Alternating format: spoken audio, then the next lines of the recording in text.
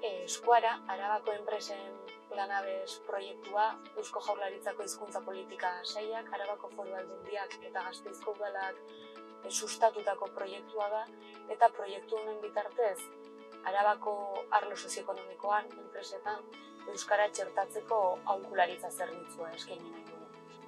Horretarako, mezua jasoko dute enpresek, nahi duten enpresek guregana jotzeko aukera izango dute, eskuara bildua lanabes.eus postaren bitartez, eta ondoren beraiekin bilduko gara diagnostiko txiki bat eginez, haien beharretara egokituko den zerbitzua eskaintzeko.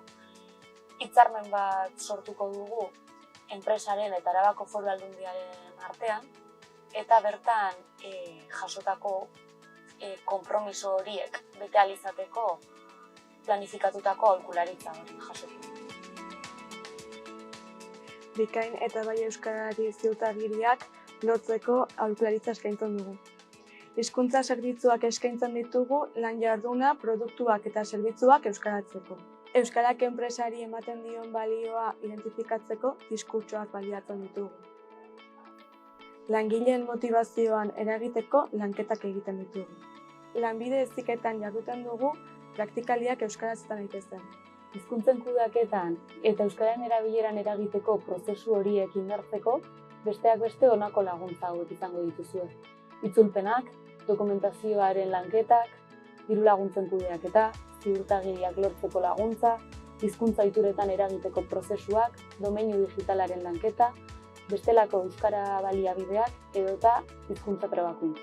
Bai, hizkuntzen kudeaketan eta euskararen erabilera sustatzeko aholkularitza zerbitzuak eskaintzen ditugu honako prozedurak garatu ahal izateko.